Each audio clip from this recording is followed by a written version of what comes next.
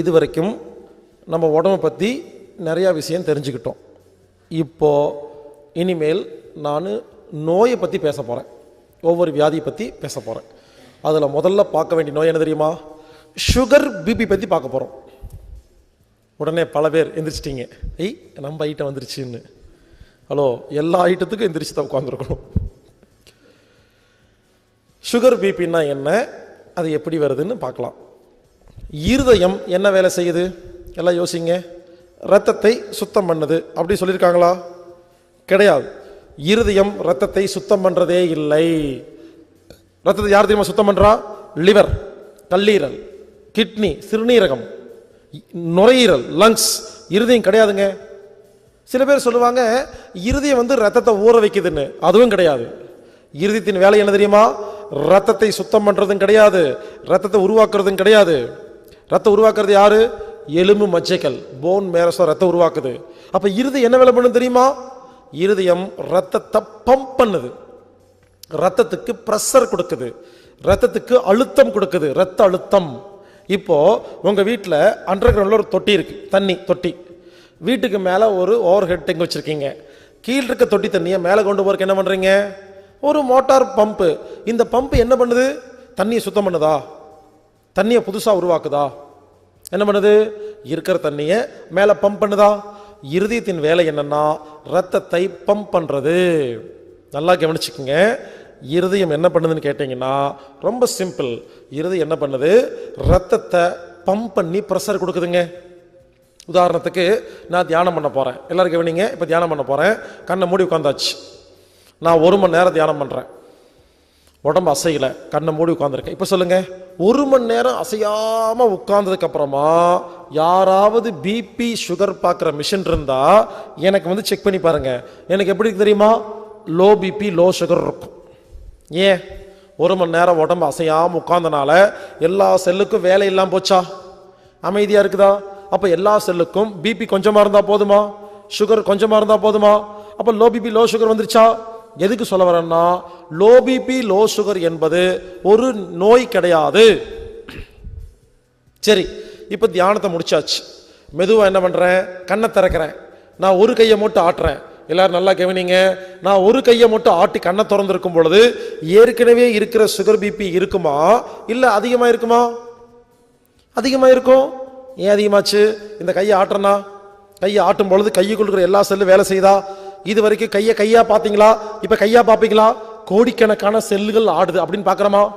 அப்போ இந்த எல்லா செல்லும் என்ன பண்ணும்? கதவை திறந்து ஆக்சிஜன் எடுக்குமா, சர்க்கரை எடுக்குமா? அப்ப சுகர் பிபி அதிகமாயிருமா இல்லையா? இப்ப ஏற்கனவே இருந்த லோ பிபி லோ சுகர் கையை ஆட்டும் பொழுது கொஞ்சம் அதிகமாயிருச்சா? இப்ப 2 கை ஆட்டுறேன். எல்லாரும் யோசிங்க. 2 கை ஆட்டும் பொழுது இன்னும் அதிகமாகுமா கம்மியாகுமா? அதிகமாகும். அதை விடுங்க. இங்கிருந்து ஓடுறேங்க, இங்கிருந்து எகிரி கூச்சு ஓடுறேன். 2 கிலோமீட்டர் வேகமா ஓடுறேன். நான் 2 கிலோமீட்டர் வேகமா ஓடி உட்காரும் பொழுது அங்க யாராவது பிபி பார்க்குற மிஷின் இருந்து சுகர் பார்க்குற மிஷின் இருந்து எனக்கு செக் பண்ணி பார்த்தா எனக்கு ஹை பிபி ஹை சுகர் இருக்குமா இருக்காதா? இருக்கும். இப்ப சொல்லுங்க, ஏன் அதிகமாச்சு? எல்லா உறுப்பு வேலை செய்தா ஓடும் பொழுது. அப்ப எல்லா உறுப்புக்கு சுகர் தேவைப்படுதா? அப்ப ஹை பிபி ஹை சுகர் வருதா? அங்க போய் அமைதியா உட்கார்றேங்க, மறுபடியும் தியானம் பண்றேன். கொஞ்சம் கொஞ்சமா ஹை பிபி ஹை சுகர் கொஞ்சம் கொஞ்சமா கம்மியாயிட்டு வருதா? இப்ப நார்மலுக்கு வருதா? அப்புறம் லோக்கு போயிருச்சா? இப்ப எல்லாரும் யோசிங்க, என்னுடைய பிபி சுகரை லோ ஹை லோன்னு நான் மாத்தி காமிச்சேன்ல, எனக்கு என்ன வியாதி வந்துருச்சா? புரிஞ்சுக்கங்க, உலகத்தில் யாருக்குமே பிபி சுகர் நார்மலா இருக்கணும்னு அவசியமே இல்லை. ஓடனா பிபி சுகர் அதிகமாகுது, உட்கார்ந்தா கம்மியாகுதா? அப்ப யோசிச்சு பாருங்க, அப்ப யாருமே ஓடக்கூடாதா? BP sugar normal normal normal பிரச்சாரம் பண்றாங்களே, நான் ஒரு கேள்வி கேட்கிறேன். ஒரு ரோட்ல நடந்து போறீங்க, ஒரு சொறி நாய் துரத்துது, நீங்க ஒன்று பண்ணுங்க, ஸ்லோ மோஷன்ல ஓடுங்க. நார்மல் பிபி நார்மல் சுகர்ல ஸ்லோ மோஷன்ல ஓடினீங்கன்னா நாய் வந்து கடிச்சிடும். உங்க செல்போனை திருட ஒருத்தர் திருடிட்டு ஓடுறான், அவன் ஹை பிபி ஹை சுகர்ல ஓடிட்டு இருப்பான். நீங்க என்ன பண்ணுங்க, ஸ்லோ மோஷன்ல நார்மல் பிபி நார்மல் சுகர்ல துரத்துங்க, அவன் செல்போன் தூக்கிட்டு ஓடி போயிடுவான். ஒலிம்பிக்ல ஓட்டப்பந்தயத்தில் போய் நீங்க மட்டும் ஸ்லோ மோஷன்ல ஓடிட்டுருங்க, நார்மல் சுகர் நார்மல் பிபின்னு பதக்கமெல்லாம் கிடைக்காது. புரிஞ்சுக்குங்க, நான் என்ன சொல்ல வரேன்னா, பிபி சுகர் என்பது நார்மலா இருக்கணும்னு அவசியமே கிடையாது. ஓடனா அதிகமாகுது, உட்கார்ந்தா கம்மியாகுதா இல்லையா? அப்போ உடம்புக்கு எவ்வளவு வேணுமோ அதுவா இன்க்ரீஸ் பண்ணி டிக்ரீஸ் பண்ணிக்குதா? நீங்க செக் பண்ணி எதுக்கு மருந்து மாத்திரை சாப்பிட்டு இருக்கீங்க? உடனே பல பேர் யோசிப்பீங்க, தம்பி எங்களுக்கும் தெரியும் ஓடும்போது பிபி சுகர் அதிகமாகுது, உட்கார்ந்தா கம்மியாகுது, எங்களுக்கு தெரியும். நான் ஓடவே இல்லை, வீட்டில் சும்மா உட்காந்து சோபாவில் உட்காந்து டிவி பார்த்துட்டு இருந்தேன், அப்ப எனக்கு பிபி சுகர் ஏறிடுச்சு. இது ஏன் அப்படின்னு சில பேர் கேட்பீங்க. அதுக்கு வேற காரணம். டிவி பார்த்துட்டு உட்காந்துருப்பீங்க, இந்த பூங்கொடி இருக்கா இல்லையா, அவன் பூங்கொடி என்ன பண்ணிருப்பா, தாத்தாட்ட போயிட்டு நான் லவ் பண்றது சரவணனை தான் கார்த்திகேயன் போட்டு உடைச்சிருப்பா உண்மையை. அதை கேள்விப்பட்டு பக்குன்னு உங்க பிபி எகிரி இருக்கும். இப்படி நிறைய பிபி இருக்கு. சக்திய வம்சத்துல கத்தி எடுத்து குத்துற கொடுத்தும் போயிருப்பான், ஐயோ சக்தி அப்படின்னு பிபி எகிரி இருக்கும். அப்புறம் கேமரா மெதுவா கீழே காமிப்பாங்க, அருக்காணி கத்தி பிடிச்சிருப்பா, அப்பா சக்தியை காப்பாத்தியாச்சு, பிபி கம்மியா இருக்கும். இப்படி நிறைய பிபி சுகர் இருக்கு. முதல்ல எல்லாம் பிபி சுகர்லாம் திங்கள் முதல் வெள்ளி வரைக்கும் வந்துட்டு இருந்துச்சு, இப்ப திங்கள் முதல் சனி வரைக்கும் வந்துருச்சு, சனியை முடிச்சது. எல்லாம் பிபி சுகர் தான், வேற ஒண்ணுமே இல்லை. பார்த்துட்டு பேன் உட்கார்ந்துருக்கிறது, மாயா பண்றதுக்கு அப்படி ஏறுது பிபி. உண்மையிலேங்க பிபி சுகர் காரணமே நாடகம் தான். புரிஞ்சுக்கங்க, எல்லாரும் நல்லா கேளுங்க. பிபி சுகரை பத்தி இப்ப நான் சொல்றதை மட்டும் புரிஞ்சுக்கிட்டீங்கன்னா இன்னையிலிருந்து பிபி சுகர் கிடையாதுங்க. பிபி சுகர் ஒரு மனிதனுக்கு அதிகமாகிறதுக்கு 3 காரணம். உடம்பில் உள்ள எல்லா செல்களுக்கும் வேலை கொடுக்கும் பொழுது பிபி சுகர் அதிகமாகுது. காரணம் 1, அப்ப அமைதியா உட்கார்ந்தா கம்மியாயிருது இல்லையா? இப்படி அதிகம் கம்மி ஆகும் பொழுது செக் பண்ணி மருந்து மாத்திரை சாப்பிடணுமா? தேவையில்லை. 2வது, மனதில் கோபம் டென்ஷன் பயம் வரும் பொழுது, ஃபீலிங்ஸ் வரும் பொழுது பிபி சுகர் ஏறும். அப்ப என்ன பண்ணணும், மனதை அமைதியா சாந்தமா வச்சுக்கிட்டோம்னா மறுபடியும் கம்மியாயிருமா? இப்ப அதிகமாகும் பொழுது இதுக்கும் செக் பண்ணி மருந்து மாத்திரை சாப்பிட வேண்டிய அவசியம் இல்லையா? 3வது, இது வரைக்கும் யாருமே சொல்லாதது, உடம்பில் வியாதி வரும் பொழுது அதை குணப்படுத்துறதுக்கு பிபி சுகர் அதிகமாகும். இது யாருமே சொன்னது இல்லைங்க. நமது உடம்புல நோய் வந்துருச்சுன்னு வச்சுக்கோங்களேன், நம்ம உடம்பு என்ன பண்ணும், தன்னைத்தானே குணப்படுத்தணும் பார்த்தோமா? அப்போ உடம்பில் வியாதி வந்தா அதை சரி பண்றதுக்கு பிபி சுகர் அதிகமாகுங்க. நம்பிக்கை இல்லையா? ஒரு சின்ன டெஸ்ட். இங்க யாருக்காவது பிபி சுகர் நார்மலா இருந்தா எங்கிட்ட வாங்க, செக் பண்ணி பார்க்கலாம். நார்மலா இருக்குமா? ஒரு கத்தி எடுத்து கையை லேசா ஒரு கீரல் போடுவேன், வெட்டலாம் மாட்டேன், கீரல் தான். ஒரு கீரல் போட்டுட்டு உடனே உங்க பிபி சுகர் செக் பண்ணி பார்க்கலாமா? ஹை பிபி ஹை சுகர் போயிருக்கும். ஏன்? இப்ப இனிப்பு சாப்பிட்டீங்களா, உப்பு சாப்பிட்டீங்களா, ஏன் ஏறிச்சு? புரியல. கத்தி எடுத்து கையை அறுத்த உடனே இந்த கையில் இருக்கிற எல்லா செல்லும் சாகடிச்சிட்டோமா? உடம்பு சும்மா இருக்குமா? அந்த செல்களை புதுப்பிச்சு மறுபடியும் ஒட்ட வைக்கணுமா இல்லையா? ஒரு 3 மாசம் கழிச்சு ஒட்டி இருக்குதா இல்லையா? நம்ம ஒண்ணுமே பண்றது இல்ல, அதுவா ஒட்டுது இல்லையா? அப்புறம் உடம்புக்குள்ள தன்னைத்தானே குணப்படுத்துற நடக்குதா? புரிஞ்சுக்கங்க, உடம்பில் வியாதி வந்த உடனே உங்க பிபி சுகர் அதிகமாகுங்க. நான் சும்மா எல்லாம் சொல்ல, நான் லேப்ல உட்கார்ந்து டெஸ்ட் பண்ணி அறுத்து பார்த்து சொல்லிட்டு இருக்கிறேன். எல்லா டெஸ்ட்டும் முடிச்சுட்டேங்க, இல்லைன்னா இப்படி ஓப்பனா பப்ளிக்ல உட்காந்து பேச முடியாது. நல்லா புரிஞ்சுக்கங்க, ஒரு மனிதனுக்கு உடம்பில் வியாதி வரும் பொழுது அதை குணப்படுத்துறதுக்கு பிபி சுகர் அதிகமாகுது. அப்ப அப்படித்தான் தூக்கலா இருக்கும். சோ புரிஞ்சுக்கங்க, ஒரு மனிதனுக்கு பிபி சுகர் நார்மலா இருந்தாதான் ஆரோக்கியங்கிறது கிடையாது. தேவைப்பட்ட அதிகமாக இல்லைன்னா கம்மியாகும். அது உடம்பு பார்த்துக்கும், நீங்க டெஸ்ட் பண்ணி பார்க்க வேண்டிய அவசியமே கிடையாது. நல்லா புரிஞ்சுக்கங்க, என்ன தப்பு நடக்குதுன்னு கேட்டீங்கன்னா, ஒருத்தருக்கு 10,000 செல்லுக்கு நோய் வந்துருச்சு உடம்புல. பிபி சுகர் அதிகமாயிருமா? இவர் ஹாஸ்பிட்டல் போறாரு. டாக்டர் என்ன பண்றாரு? ஒரு டாக்டர் என்ன பண்றாரு, பிபி சுகர் டெஸ்ட் மட்டும்தான் பண்றாரே தவிர நோய் வந்து தான் பிபி சுகர் அதிகமாச்சுன்னு எந்த டாக்டருக்கு யாருமே சொல்லிக் கொடுக்கலையா, சிலபஸ்ல கத்துக்கிறது இல்லையா? அதனால என்ன ஆகுதுன்னு நல்லா கேட்டுக்குங்க, எல்லா டாக்டரும் உங்க பிபி சுகரை தான் டெஸ்ட் பண்ணி பாக்குறாங்களே தவிர உங்க முகத்தை கூட பாக்குறது இல்ல. நீங்க சொந்தக்காரங்களா தெரிஞ்சவங்களா அதை கூட பாக்குறது இல்லைங்க. ரிப்போர்ட்டை மட்டும்தான் பார்ப்பாங்க. அதுல நார்மலா இல்லைன்னா உங்களுக்கு ஒரு முத்திரை குத்திடுவாங்க. High sugar, low BP, high சுகர்னு ஒரு பேர் வச்சு ஒரு முத்திரை குத்தி மாத்திரை கொடுக்குறாங்களா? இப்போ ஒவ்வொன்றா பார்க்கலாம். பிபிக்கு மாத்திரை சாப்பிட்டா என்ன ஆகும்னு இப்போ பார்க்கலாம். சுகருக்கு மாத்திரை என்ன எப்படி சாப்பிட்டா என்ன ஆகும்னு அப்புறம் பார்க்கலாம். சரிங்களா? பிபிக்கு மாத்திரை சாப்பிட்டா என்ன ஆகும் தெரியுமா? நல்லா கவனிங்க. உங்க உடம்புல 10,000 செல்லுக்கு நோய் வந்துருச்சு, பிபி அதிகமாயிருச்சு. எதுக்கு?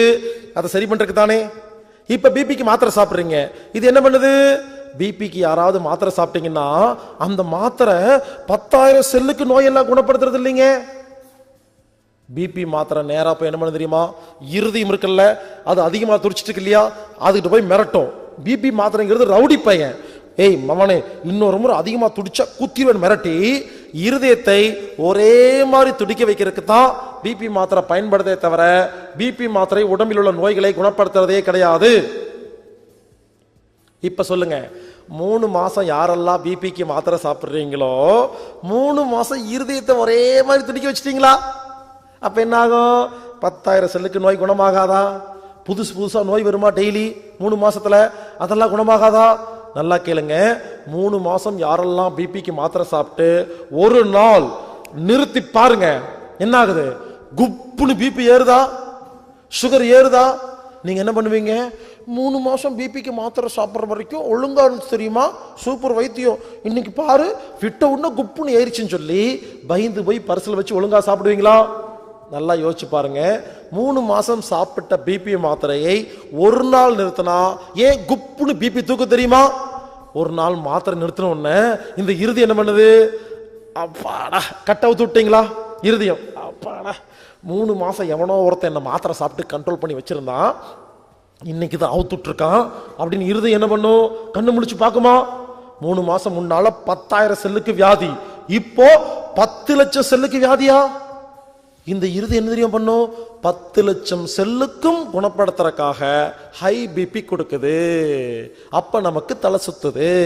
நாம நினைச்சுக்கிறோம் பிபிக்கு மாத்திரை சாப்பிடாம இருந்தனால தலை சுத்திருச்சு அப்படின்னு பயந்துட்டு ஒழுங்கா சாப்பிடுறோமா? இப்ப சொல்லுங்க, பிபிக்கு மாத்திரை நிறுத்தி யாருக்கெல்லாம் மயக்கம் போட்டு விழுகிறீங்களோ உங்க வியாதி அதிகமாயிருச்சு, கம்மியாகல. புரிஞ்சுக்கங்க, யாரெல்லாம் பிபிக்கு மாத்திரை சாப்பிட்டு இருதயத்தை கண்ட்ரோல் பண்ணி வச்சிருக்கிறீங்களோ உங்க உடம்புக்கு நீங்க துரோகம் செய்றீங்க. பிபிக்கு மருந்து மாத்திரை சாப்பிடுற ஒவ்வொரு நாளும் உங்க உடம்பில் எந்த ஒரு வியாதியும் குணமாக மாட்டேங்குது. இங்க பாருங்க, பிபி சுகர் நார்மல் சொல்றாங்க இல்லைங்களா, கிளைமேக்ஸுங்க, அது எப்படி முதல்ல கண்டுபிடிச்சாங்கன்னு சொல்றாங்க. இதை மட்டும் நல்லா கேட்டுக்குங்க. கொஞ்சம் வருஷத்துக்கு முன்னால டாக்டர்கள்லாம் அறுத்து ஆப்ரேஷன் பண்ணாங்க. சரிங்களா? ஒருத்தர் படுக்க வச்சு அறுத்தாங்களாமா, அறுத்தோன்னு செத்து போயிட்டாராமா. நான் சொல்றது ரொம்ப வருஷத்துக்கு முன்னால. அப்பெல்லாம் மருத்துவத்துக்காக எத்தனை பேர் செத்துருக்குறாங்க, அதெல்லாம் கணக்கிலே கிடையாது. அறுத்தோன்னு உயிர் போயிருச்சாமா. யோசிச்சு பார்த்தாங்களாமா, அறுத்தா ஏன் உயிர் போகுதுன்னு. புரிஞ்சுங்களா? ஏன் தெரியும் உயிர் போகுது? இந்த புத்தி இருக்கு இல்லையா, என்ன அறுத்துட்டாங்கன்னு புத்தியில தெரிஞ்ச உடனே புத்தி மனதை குழப்பி மனது உயிர் போக வச்சிருதுங்க. அப்புறம் தான் கண்டுபிடிச்சாங்களாமா, புத்தி இருந்தாதான் உயிர் போகுதுன்னு கண்டுபிடிச்சு புத்தியையும் மனதையும் ஆஃப் பண்றதுக்காக அனத்தீசியா அப்படிங்கிற தூக்க மருந்தை கண்டுபிடிச்சாங்க, மயக்க மருந்து. நான் கேட்கிறேன், மயக்க ஊசி போட்டுட்டு அறுத்தா உயிர் போறதில்ல, மயக்க ஊசி போடாம அறுத்தா ஏன் உயிர் போகுது? எல்லாம் யோசிச்சு பாருங்க. நமக்கு தெரிஞ்ச செத்து போயிடுவோம், தெரியாட்டி அறுத்தாலும் ஒண்ணும் பண்றது இல்லை. இது ஒரு மிகப்பெரிய உதாரணங்க. நமது புத்திக்கு தெரியலன்னா அறுத்தாலும் உயிர் போகலையா? மறுபடியும் ஒட்ட வச்சு ஆபரேஷன் எழுப்பிடுறாங்களா? புரிஞ்சுக்குங்க, புத்தியில தான் எல்லாமே இருக்குது. அப்புறம் மயக்க மருந்து கண்டுபிடிச்சு புத்தி மனசை ஆஃப் பண்ணிட்டு அறுத்தாங்களாமா. அறுத்தவன உயிர் போகலையாமா. கொஞ்ச நேரம் கழிச்சு பிரெயின் டியூமர் வந்துச்சாமா, பக்கவாதம் வந்துச்சு, ஹார்ட் அட்டாக் வந்து இறந்துட்டாங்களாமா. அப்புறம் தான் யோசிச்சாங்களாமா, அதான் புத்தியை ஆஃப் பண்ணிட்டோமே, அப்புறையே உயிர் போகுதுன்னு ஆராய்ச்சி பண்ணி பார்த்தா அதுக்கப்புறம் தான் கண்டுபிடிச்சாங்களாமா. கத்தி வச்சு அறுக்கிறாங்க இல்லையா, நாம மயக்கம் போட்டு கிடக்கிறோம், ஆனா உடம்புக்குள்ள அறிவு இருக்குன்னு சொன்னா அந்த அறிவு என்ன பண்ணுதாமா, கத்தி வச்சு அறுத்துட்டாங்களா, அங்க இருக்கிற செல்களை எல்லாம் புதுசா மாத்துறதுக்காக வேலை ஏற்பாடு பண்ணுதாமா, ஆரம்பிச்சிருதாமா. இந்த உடம்புக்கு தெரியுமா யாரு, ஓ நம்ம குடும்ப டாக்டர் தான் ஆபரேஷன் பண்றாதா, அப்புறமா ஒட்ட வச்சிருவான்னு சும்மாவா இருக்கும். நம்ம உடம்புல இருக்கிற இம்யூன் பவர் இருக்கு இல்லையா, அது என்ன பண்ணுதாமா, அறுத்த உடனே ஒட்ட வைக்கிற வேலையை ஆரம்பிக்குதாமா. அப்போ எல்லா செல்லும் ஒட்ட வைக்கிறதுக்கு நிறைய பிபி வேணுமா, நிறைய ஆக்சிஜன் வேணுமா, நிறைய குளுக்கோஸ் வேணுமா, என்ன பண்ணுதாமா, கண்ணா அப்படின்னு சப்ளை பண்ணும் பொழுது ரத்த நாளங்கள் வெடிச்சு பிரெயின் டியூமர் வருதாமா, ஹார்ட் அட்டாக் வருதாமா, உயிர் போயிருதாமா. அப்புறம் தான் கண்டுபிடிச்சாங்க புத்தி மனசும் ஆஃப் பண்ணா பத்தாது, நமது உடம்பில் இருக்கும் இம்யூன் பவர் அப்படிங்கிற பவரையும் சுகர் பிபியும் ஒரு நார்மலா வச்சிருந்தா தான் உயிர் போகாதுன்னு கண்டுபிடிச்சு அதுக்கு ஒரு அளவு கண்டுபிடிச்சாங்க. அந்த அளவுக்கு பேர் தான் பிபி சுகர் நார்மல். அந்த காலத்துல ஆபரேஷனுக்கு முன்னால 10 நாளும் ஆபரேஷன் பண்ற அன்னைக்கும் ஆபரேஷன் முடிச்சு 10 நாளும் பிபி சுகருக்கு மாத்திரை தருவாங்க. சரிங்களா, நல்லா கேட்டுக்குங்க. இப்படி அந்த முன்னால 10 நாள் பின்னால 10 நாள் மாத்திரை கொடுத்து பிபி சுகரை ஒரே மாதிரி கண்ட்ரோல் பண்ணி வச்சிருந்தாதான் ஆபரேஷன் சக்சஸ் பண்ண முடியும். இதுக்காக தான் சுகர் பிபி நார்மல்னு ஒரு அளவை கண்டுபிடிச்சாங்க. புரிஞ்சுங்களா? அப்புறம் என்னாச்சு, இந்த அளவுக்கு மருந்து கண்டுபிடிச்சாங்க, அதை கொடுத்தாங்க. சரிங்களா, அப்புறம் மருந்து மாத்திரை கம்பெனி என்ன பண்ணுச்சு, ரூம் போட்டு யோசிச்சாங்க, ஆபரேஷன் பண்ணும்போது மட்டும் கொடுக்கறதுனால கொஞ்சமாக தான் வியாபாரம் நடக்குது, ஒன்று பண்ணலாம், பொதுமக்கள் என்ன சொன்னாலும் நம்புவாங்கன்னு சொல்லி பிபி சுகர் நார்மலாக இருக்கணும் இல்லைன்னு ஆபத்துன்னு ஒரு பொய் பிரச்சாரத்தை ஆரம்பிச்சு இந்த WHO FDA இவனுங்கெல்லாம் ஒன்று சேர்ந்து பொய் பிரச்சாரத்தை ஏற்படுத்தி பண்ணி இன்டர்நேஷனல் லெவலில் டிவி பேப்பர்ல எல்லாம் சயின்ஸுங்கிற பேரில் பிபி சுகர் நார்மலாக இருந்தாதான் ஆரோக்கியம், இல்லைன்னா உயிர் போயிரு நம்மளை பயமுறுத்தி மருந்து மாத்திரை கம்பெனிகளால் கண்டுபிடிக்கப்பட்ட போலி நோய்களுக்கு பேர் தான் பிபி சுகர். என்ன பொறுத்த வரைக்கும் அப்படி 2 நோய் உலகத்துல கிடையவே கிடையாது. ஏங்க, பிபி சுகர்னு ஒரு நோய் இருக்குன்னா திருவள்ளுவர், திருமூலர், நபிகள் நாயகம், இயேசுநாதர் எங்கேயாவது எப்பவாவது அவங்க எழுதின புக்கில் அந்த நூல்களில் எங்கேயாவது எப்பவாவது சுகரை பிபியை கண்ட்ரோல் பண்றதுக்கு இப்படி பண்ணுங்கன்னு சொன்னாங்களா? யோசிச்சு பாருங்க. அப்படி ஒரு வியாதியே இல்லைங்க. தயவுசெய்து புரிஞ்சுக்குங்க, பிபி சுகரை முதல்ல டெஸ்ட் பண்ணியே பார்க்க கூடாது. அந்த டெஸ்ட் பண்ணி பார்த்து ரெக்கார்ட் இருக்கு இல்லையா, ஐயோ அந்த நினைப்புதான் வியாதி. அது ஒழுங்கா தான் இருக்கு, நம்மளா செக் பண்ணி பயந்து போய் சுத்திட்டு இருக்கிறோம். புரிஞ்சுக்குங்க, யாரெல்லாம் பிபிக்கு மாத்திரை சாப்பிட்றீங்களோ நல்லா கேட்டுக்குங்க, பிபிக்கு மருந்து மாத்திரை சாப்பிட்ற ஒவ்வொரு செகண்டும் நமது உடம்பில் நோய்கள் குணமாவது கிடையாது, நிறுத்தி வைக்கப்படுது. பிபி சுகர் அதிகமானாதான் நோய்கள் குணமாக்கப்படும். எவ்வளவு பெரிய உண்மையை மறைச்சிட்டாங்க, புரிஞ்சுக்குங்க. அதனால யாருக்கெல்லாம் பிபி சுகர் இருக்கோ, யாரெல்லாம் கண்ட்ரோல் பண்றதுக்கு மருந்து மாத்திரை சாப்பிட்றீங்களோ, ரொம்ப சிம்பிளா சொல்ல போனா உங்க செலவுல உங்க உடம்புக்கு நீங்களே செல்ஃப் சூன்யம் வச்சுக்கிறீங்கன்னு அர்த்தம். தைரியமா இருங்க, பயப்பட வேண்டாம். இங்க பாருங்க, நான் ஒன்றும் பயமுறுத்துறதுக்காக வரல, உங்களை தெளிவுபடுத்துறதுக்காக வந்திருக்கேன். சரிங்களா? அதனால யாரெல்லாம் பிபிக்கு மருந்து மாத்திரை சாப்பிட்றீங்களோ இன்னைக்கு நைட்டு போய் தூக்கி வீசிடாதீங்க, அதே மாத்திரை சாப்பிடுங்க. ஏன் தெரியுமா, 10 வருஷமா சாப்பிட்ட பிபி சுகர் மருந்து மாத்திரையை ஒரே நாள்ல விட்டா அத்தனை பிபி ஒரே நாள்ல எகிருமா, அதிகமாகுமா? அப்ப ஆபத்தானே. நான் என்ன சொல்றேன், அதே பிபிக்கு அதே சுகருக்கு மாத்திரை சாப்பிடுங்க, வேண்டான்னு சொல்ல. நான் என்ன சொல்ல வரேன், இந்த 5 விஷயம் இருக்கு இல்லையா, இங்க பாருங்க, பிபி ஏன் அதிகமாகுது, உடம்புல நோய் வந்துருச்சுன்னு அர்த்தமா இல்லையா? எப்படி சரி பண்றதுன்னு கேட்டா இந்த 5 விஷயத்தை எப்படி ஒழுங்கு பண்றதுன்னு நாளைக்கு நைட்டுக்குள்ள சொல்லி கொடுத்துருவாங்க. அதை ஒழுங்கா உட்காந்து தூங்காம உட்காந்து கேட்டுட்டு வீட்டில் போய் ஒழுங்கா ஃபாலோ பண்ணீங்கன்னா, இந்த 5 விஷயத்தை ஒழுங்கு பண்ணீங்கன்னா ஒரு நிமிடத்தில் 300 கோடி செல்கள் புதுசா மாறுமா? அப்ப 300 கோடி செல்களுக்கு பிபி சுகர் தேவையில்லையா? எங்க ஒரு நிமிஷத்துல 300 கோடி செல்லுனா ஒரு மாசம் ஃபாலோ பண்ணா எத்தனை கோடி செல்லுக்கு நோய் குணமாகும்? அப்ப என்ன பண்ணலாம், அடுத்த மாசம் நிறைய செல்லு நோய் குணமாயிருக்குமா, பிபி சுகர் கம்மியா தேவைப்படுமா? அப்போ 2வது மாசம் 3/4 மாத்திரை சாப்பிட்டா போதும், 3வது மாசம் 1/4 மாத்திரை சாப்பிட்டா போதும், 4வது மாசம் நீங்க பாருங்க, முதல் மாசம் அதே மாத்திரை சாப்பிடுங்க, 2வது 3/4, 3வது மாசம் பாதி, 4வது மாசம் 1/4, 5வது மாசம் மொத்த மருந்து மாத்திரை நிறுத்திட்டு நம்ம 5 டெக்னிக்கை ஒழுங்கா ஃபாலோ பண்ணிட்டு வந்தீங்கன்னா இனிமேல் உங்கள் வாழ்க்கையில் பிபி கிடையவே கிடையாது. இப்படி தாங்க பிபியை குணப்படுத்தணும். அதை விட்டுட்டு வாழ்க்கை ஃபுல்லா பிபிக்கு மாத்திரை சாப்பிடுங்கன்னு சொல்லி உங்களை சாப்பிட வச்சு எப்படி இருந்தனா இப்படி ஆயிட்டேன்னு பண்ண வைக்கிறாங்களா இல்லையா? யோசிச்சு பாருங்க. பிபிக்கு மருந்து மாத்திரை சாப்பிட்றதுக்கு முன்னால நல்லா இருந்தீங்களா? சாப்பிட்டு சாப்பிட்டு சாப்பிட்டு சாப்பிட்டு வீக் ஆகுறீங்களா, ஸ்ட்ராங் ஆகுறீங்களா? யோசிச்சு பாருங்க. அதனால இதுதான் சிகிச்சை. தயவுசெய்து புரிஞ்சுக்குங்க. யாருக்கெல்லாம் பிபி ரத்த அழுத்தம் நோய் இருக்குதோ நீங்க புரிஞ்சுக்குங்க, அப்படி ஒரு வியாதியும் கிடையாது, அதுக்கு செக்கிங் கிடையாது. செக் பண்றதே ஒரு வியாதின்னு புரிஞ்சுக்கிட்டு இனிமேல் நான் சொல்றதை ஃபாலோ பண்ணீங்கன்னா ஒவ்வொரு மாசம் மெதுவா மருந்து மாத்திரை கம்மி பண்ணி 6 மாசத்துக்கு அப்புறம் பிபி கிடையாது, சுகர் கிடையாது.